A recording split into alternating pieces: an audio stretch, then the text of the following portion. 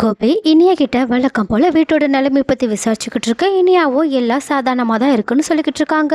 ஆனா அம்மா நிதிஷ் எதுக்காக என்கிட்ட சரியாவே பேச மாட்டேங்கிறாங்க, எனக்கு மரியாதை கூட கொடுக்க மாட்டேங்கிறாங்கன்னு அவங்க மரியாதை விஷயத்த பத்தி புலம்ப ஆரம்பிக்க. ஆனா இனியாவும் சிரிச்சுக்கிட்டே, இதுக்கு முன்னாடி நீங்க அம்மாவோட குடும்பத்துக்கு என்ன பண்ணீங்களோ அதுதான் உங்களுக்கு திருப்பி வருதுன்னு சொல்லிட்டு, இதுக்கு முன்னாடி கோபி திமிருல தான் அகங்காரத்துல பண்ண அநியாயங்கள் எல்லாத்தையுமே எடுத்து சொல்ல, இதை கேட்டதுக்கு அப்புறமா கோபியும் தான் செஞ்ச தப்ப இப்பதான் உணர ஆரம்பிக்கிறாங்க.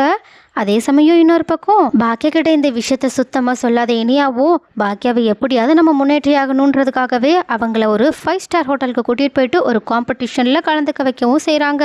அதுக்கான பேரை தான் இப்போதைக்கு கொடுத்துட்டு வந்திருக்காங்க. பட் அவங்க பாக்கியாவை இதில் கன்சிடர் பண்ணுற மாதிரியே தெரியல. பட் இனியாவும் இந்த முயற்சியை கைவிடுற மாதிரியே தெரியல. பட் பாக்கியா இதில் சுத்தமாக நம்பிக்கையே இல்லாமல் தான் இருக்காங்க.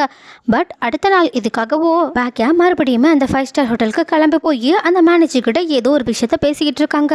பட் இந்த பக்கம் பேசி முடிச்சுட்டு வெளியே வரும்போது பார்த்தா அவங்களுக்கு செம்ம ஷாக். ஏன்னா போலீஸ்காரங்க ஒரு 4-5 வாலிபர்களை கைது பண்ணிக்கிட்டு இருக்காங்க. அதில் நிதிஷும் இருக்காங்க.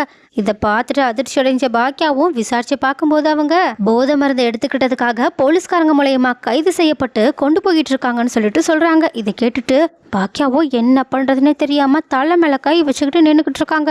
ஸோ கைஸ், ஒரு வழியா நம்ம எதிர்பார்த்தபடியே இந்த உண்மை பாக்கியாவுக்கு இப்ப தெரிய வந்துடுச்சு. ஸோ இந்த விஷயத்துல பாக்கியா அடுத்து என்ன பண்ணி போவாங்க?